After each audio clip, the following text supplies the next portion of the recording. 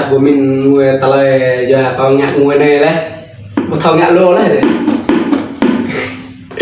mình đi có chút rồi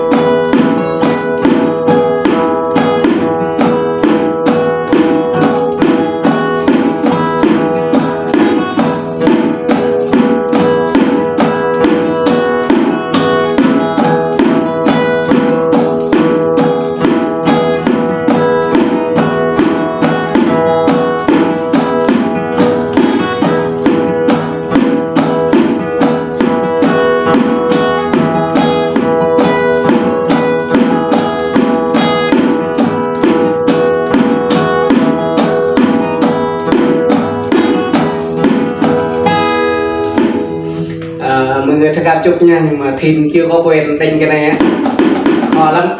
Giờ đang tập này, kết thúc nha mọi người.